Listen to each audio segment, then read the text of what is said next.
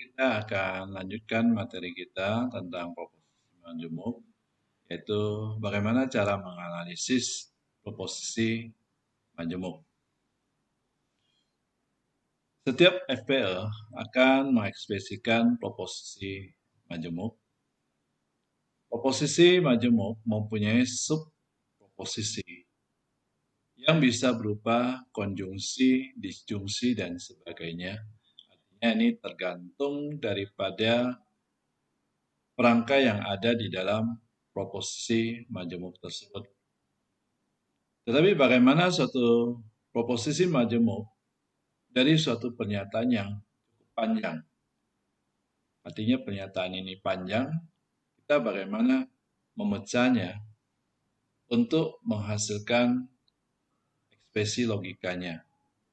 Ini yang akan kita bahas pada materi di sini.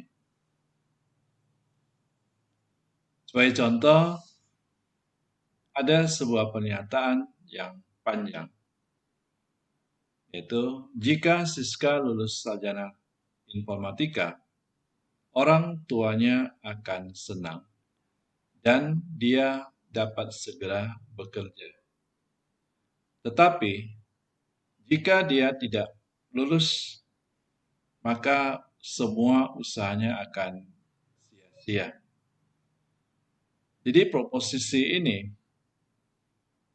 sangat panjang dan kita harus melihat mana yang menjadi perangkai utamanya supaya bisa kita pecah menjadi skop kiri dan skop kanan.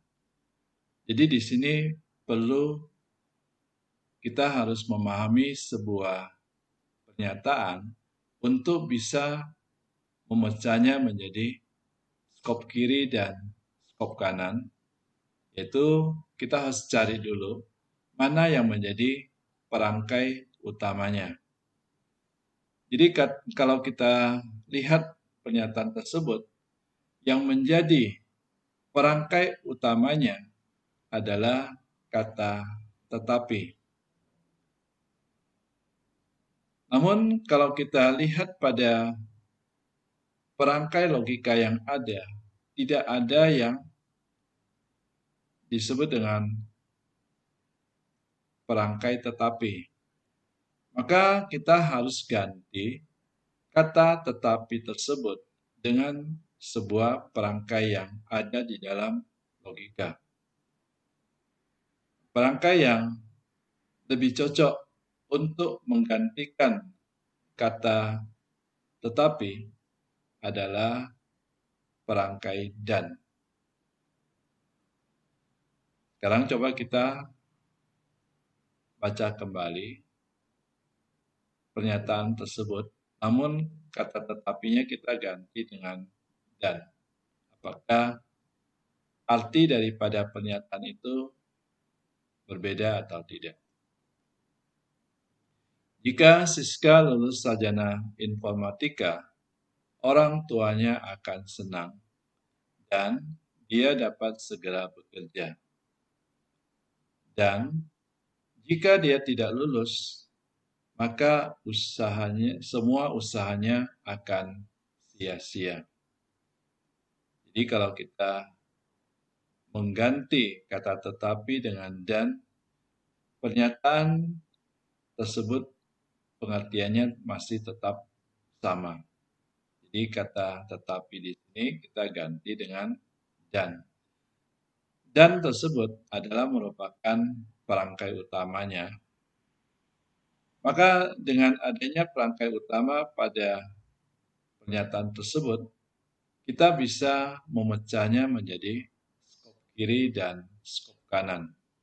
Skop kirinya adalah jika Siska lulus sarjana informatika, maka orang tuanya akan senang dan dia dapat segera bekerja. Ini adalah skop kiri. Sedangkan skop kanannya, jika dia tidak lulus, maka semua usahanya akan sia-sia. Setelah kita dapatkan skop kiri dan skop kanan, maka kita tuliskan menggunakan bentuk seperti ini. Jadi kita tulis 1.1. 1 di sini adalah kita menganggap bahwa ini adalah nomor 1, ya, proposisi majemuk utamanya. Kemudian kita pecah menjadi skop kiri, kita berikan nomor 1.1, skop kanannya 1.2. Jadi 1.1-nya, jika Siska lulus sarjana teknik informatika, maka orang tuanya akan senang dan dia dapat segera bekerja. Skop kanannya, jika dia tidak lulus, maka semua usahanya akan sia-sia. Kemudian kalau kita lihat kedua skop kiri maupun skop kanan, ini masih ada perangkainya, yaitu kalau yang skop kiri di sini masih ada jika, maka, kemudian ada dan. Sedangkan untuk skop kanannya masih ada jika, maka. Ya. Artinya kalau masih ada perangkainya, maka harus kita pecah lagi menjadi bagian yang lebih kecil lagi. Maka untuk 1.1 ini, kita akan pecah menjadi skop kiri dan skop kanan juga. Skop kirinya kita akan dapatkan jika Siska lulus sarjana teknik informatika. Ini adalah skop kiri.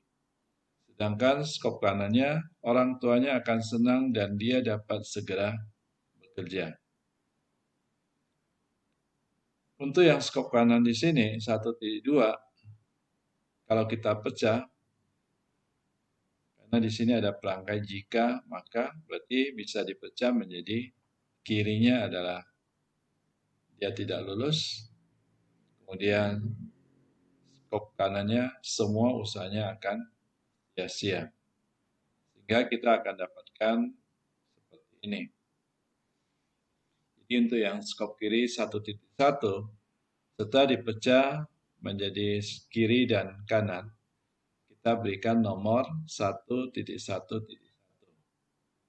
Ini adalah untuk yang sebelah kiri dari 1.1.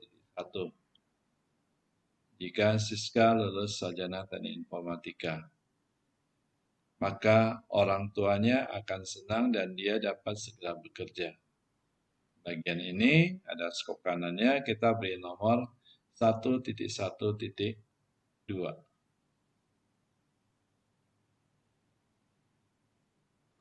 Kemudian skop kanan tadi, ya, ini 1.1.2 ini masih ada dan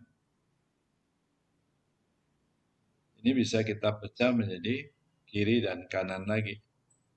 Itu kirinya orang tuanya akan senang, dia dapat segera bekerja. Orang tuanya akan senang, ini diberi nomor 1.1.2.1. Kemudian dia dapat segera bekerja, diberi nomor 1.1.2.2. Kalimat ini atau pernyataan ini tidak dapat dipecah lagi. Karena di sini sudah menunjukkan oposisi yang atomik. Orang tuanya senang, dia dapat segera bekerja. Jadi tidak ada perangkai lagi di sini. Maka kalimat ini tidak bisa dipecah menjadi kiri dan kanan lagi. Oleh sebab itu, nanti akan kita jadikan dia sebuah variabel untuk yang atomiknya. Oke, kita lanjutkan yang bagian yang 1.2 ini. Kita akan pecah menjadi dua bagian, yaitu 1.2.1 jika dia tidak lulus, kemudian 1.2.2 semua usahanya akan sia-sia.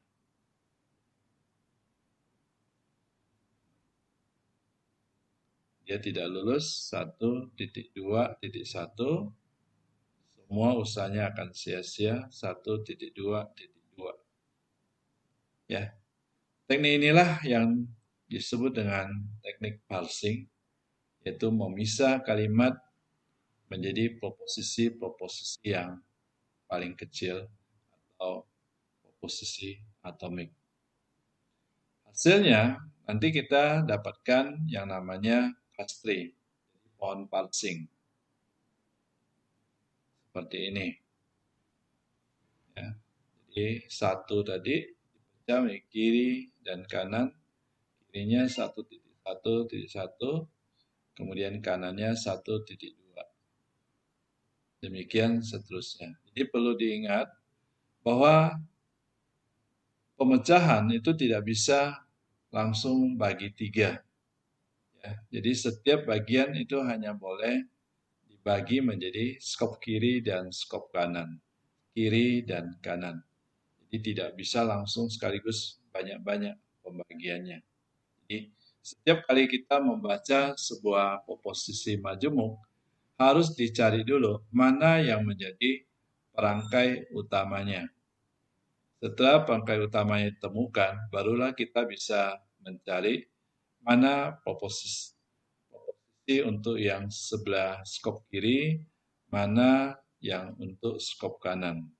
Kemudian dari skop kiri itu apabila masih ada perangkai, kita akan pecah lagi menjadi kiri dan kanan dan seterusnya. Ya, seperti contoh yang sudah diberikan ini. Selanjutnya kita akan ubah menjadi ekspresi logika dari proposisi majemuk tersebut. Dari proposisi atomik yang didapat dari hasil pemecahan, kita dapatkan 4 buah variabel, yaitu yang A, Siska lulus sarjana teknik informatika. B-nya, orang tua Siska senang.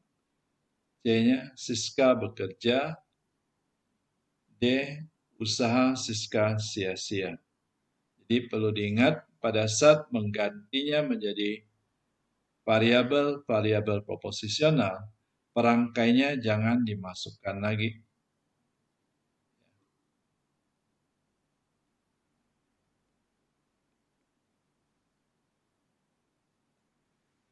Di sini orang tuanya akan senang. Kata nya di sini nanti diganti dengan subjeknya, ya, orang tua Dewi senang. Dewi dapat bekerja. Kemudian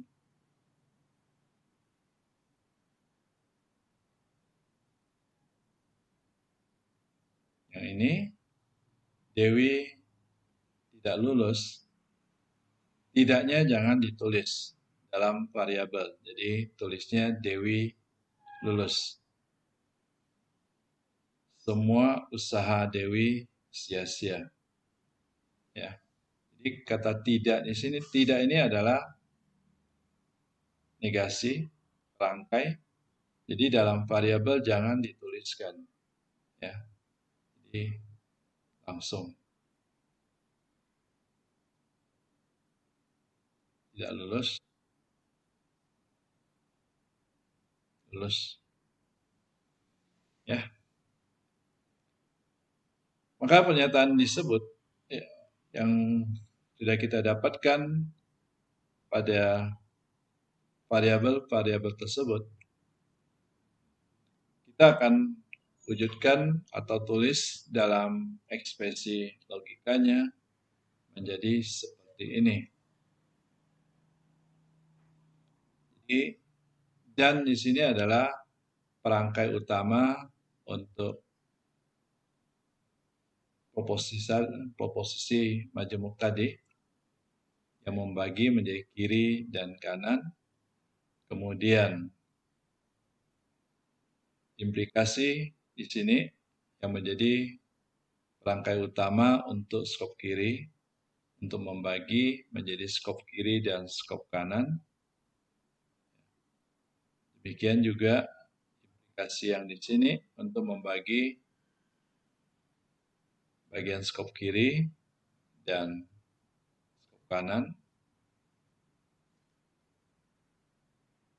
sehingga dengan diberi tanda kurung di sini kita akan bisa melihat mana yang akan dikerjakan terlebih dahulu.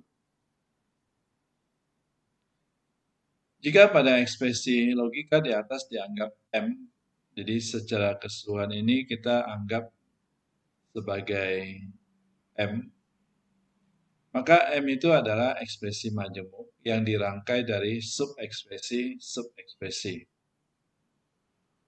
Jika M-nya itu berbentuk P dan Q, artinya bagian sini sebelah kiri ini adalah P besar, sebelah sini adalah Q besar. Maka P dan Q masing-masing berupa sub-ekspresi. Karena P-nya di sini adalah bagian dari ekspresi utama, bagian Q di sini adalah bagian dari sub-ekspresi utama. Jadi ini adalah sub-ekspresi dan sub-ekspresi. Setiap sub-ekspresi itu dinamakan dengan immediate sub-expression dari M.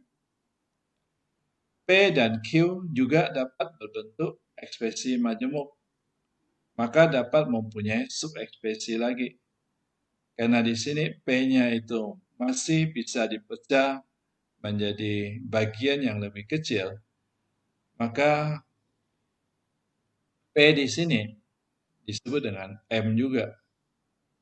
Demikian juga dengan Q di sini disebut dengan M karena masih bisa dipecah menjadi sub-ekspresi.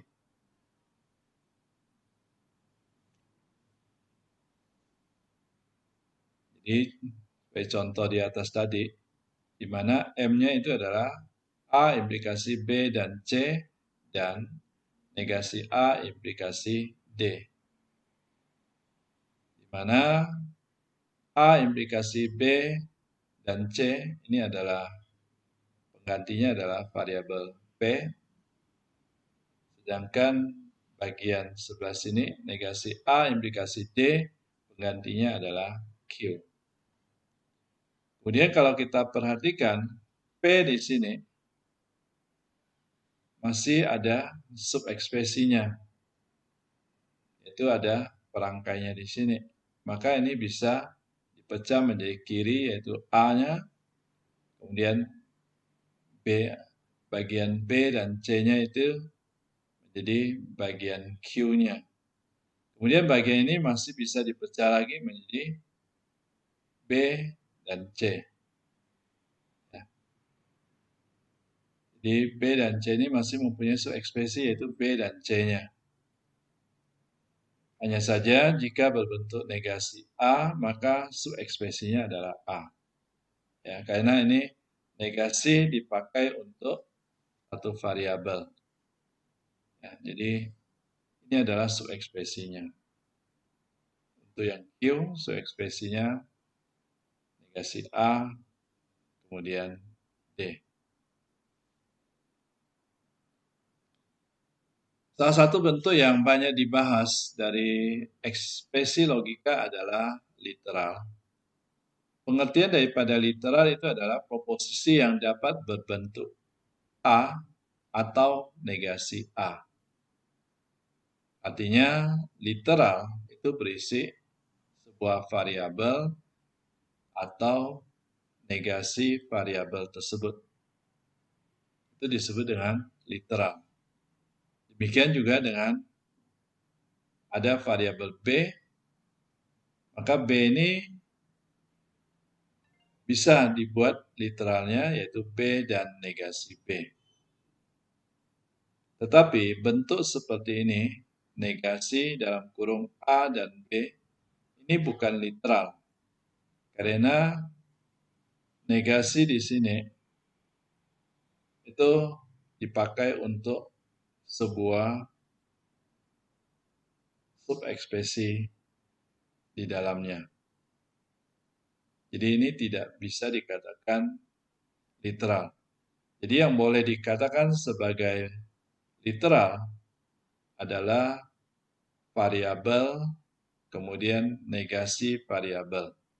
Itu yang disebut dengan istilah literal.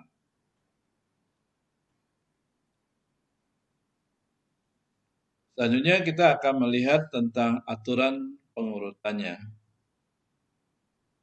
Ekspresi-ekspresi logika yang bersifat majemuk yang memiliki banyak subekspresi itu akan memiliki banyak tanda kurung karena berbentuk FPL, sehingga memungkinkan FPL itu sulit dibaca.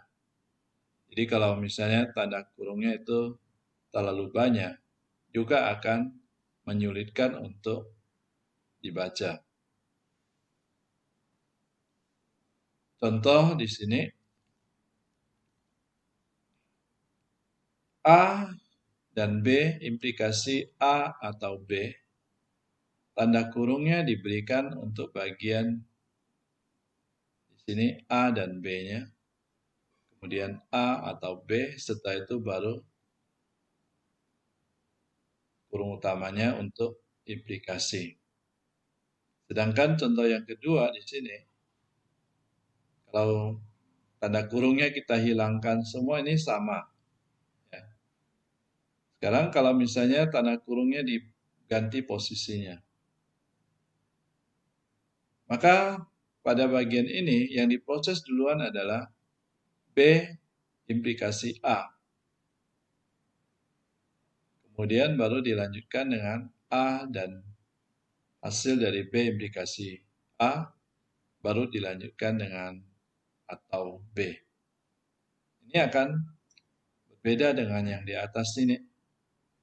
Yang di atas ini A dan B-nya diproses dulu, kemudian A atau B diproses berikutnya, setelah itu baru implikasi.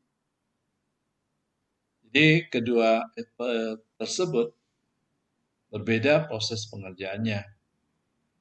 Maka harus ada aturan untuk memprioritaskan penafsiran hasilnya. Aturan inilah yang disebut dengan aturan pengurutan. Aturan pengurutan digunakan untuk memastikan proses pengerjaan subekspresinya. Maka berkaitan dengan perangkai-perangkai yang ada, urutan tersebut adalah berdasarkan hierarki tertinggi. Jadi di sini yang harus diproses duluan adalah negasi. Ini yang menjadi posisi yang tertinggi. Ya, jadi di dalam sebuah ekspresi, apabila kita menemukan adanya negasi, maka negasi itu harus diproses duluan. Setelah itu baru dilanjutkan dengan konjungsi, berikutnya baru disjungsi atau, dan berikutnya implikasi, terakhir baru ekivalensi. Kemudian ada aturan tambahan jika menjumpai lebih dari satu perangkai yang hierarkinya sama, artinya berada di posisi yang sama hierarkinya,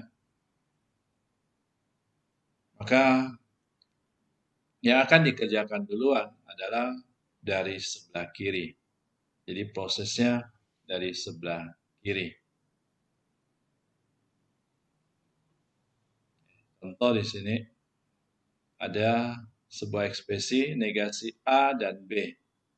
Maka yang harus diproses duluan adalah negasi A-nya. Ini hierarkinya paling tinggi, negasi. Jadi ini harus diproses duluan, baru dilanjutkan dengan dan. Ya. Jadi negasi A dan B. Bukan sebaliknya ya. Bukan seperti ini. bukan A dan B-nya dulu, baru dinegasi. Karena ini berbeda ya pengertiannya. Posisi negasi ini untuk variabel A, sedangkan negasi ini adalah untuk hasil dari A dan B. Ya, jadi kalau misalnya didapatkan ada ekspresi seperti ini, yang harus dilakukan diproses duluan adalah negasinya. Kemudian contoh yang kedua di sini A dan B dan C. Perangkai dan ini hierarkinya lebih tinggi daripada atau. Maka prosesnya harus dikerjakan yang dan-nya dulu. Jadi A dan B baru atau C. Bukan seperti ini. Kemudian A implikasi B dan C. Kalau dilihat dari posisi hierarkinya antara implikasi dan perangkai dan ini lebih tinggi posisinya. Maka yang harus dikerjakan duluan adalah B dan C, baru dilanjutkan dengan implikasi. Kemudian contoh yang D di sini, ini ada ekivalensi, ada implikasi. Implikasi posisinya lebih tinggi dibandingkan ekivalensi. Maka implikasinya harus diproses dulu, baru ekivalensi. Bukan sebaliknya. Oke, jadi setiap kali kita melihat sebuah subekspresi yang tidak ada tanda kurung, maka perhatikan urutan daripada aturan hierarki ini. Mana yang akan dikerjakan duluan. Jadi yang harus dikerjakan duluan, yang hierarkinya lebih tinggi, baru dilanjutkan dengan hierarki yang lebih rendah.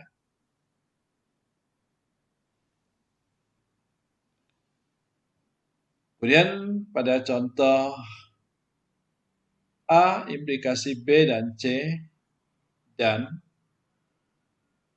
buka kurung dua buah negasi A tutup kurung implikasi D. Ini dapat disederhanakan dengan mengurangi tanda kurung biasa. Jadi pada bagian di sini, ini tanda kurungnya boleh dihilangkan. Karena ini sudah jelas bahwa yang akan diproses duluan adalah negasi A, baru implikasinya. Sedangkan bagian di sini, ini boleh dihilangkan kurungnya juga, karena kita ketahui bahwa yang akan diproses duluan adalah B dan C, itu baru implikasi. Namun, akan lebih baik kalau bentuknya masih tetap seperti ini. A implikasi B dan C dan negasi A implikasi D. Jadi untuk bagian sini kurungnya tidak perlu lagi diberikan supaya tidak terlalu banyak tanda kurung. Karena tanda kurung yang terlalu banyak dan jika ada tanda kurung yang sebenarnya tidak diperlukan, maka akan membuat salah tafsir atau disebut dengan redundansi. Seperti di database ya, Anda juga kenal dengan istilah redundansi ya. Di sini juga kalau tanda kurungnya terlalu banyak, yang sebenarnya tidak perlu, namun dimasukkan, itu juga dikatakan sebagai redundansi. Contoh yang keenam di sini ada A implikasi B implikasi C. Kalau kita lihat hierarki ini sama, ya, implikasi. Maka untuk proses pengerjaannya itu dikerjakan dari sebelah kiri ke sebelah kanan. Ya, dilanjutkan ke sebelah kanan. Jadi proses A, implikasi B terlebih dahulu. Setelah itu baru dilanjutkan dengan implikasi C. Oke, demikianlah cara untuk mengatur atau mengerjakan aturan daripada perangkai yang ada. Jadi diharapkan dengan materi ini Anda bisa menjabarkan atau memecah pernyataan yang panjang menjadi proposisi atomik, kemudian mendapatkan ekspresi logikanya. Setelah ekspresi logikanya itu didapat, kemudian berilah tanda kurung pada ekspresi logika yang didapat tersebut. Jadi setelah diberikan tanda kurung, maka setiap orang yang membaca ekspresi logika yang dituliskan akan mengerjakannya dengan cara yang sama dan benar. Jadi harus dilihat dari urutan hierarkinya, mana yang harus dikerjakan terlebih dahulu. Oke, sampai di sini dulu materi tentang posisi majemuk. Kita akan lanjutkan nanti dengan materi berikutnya.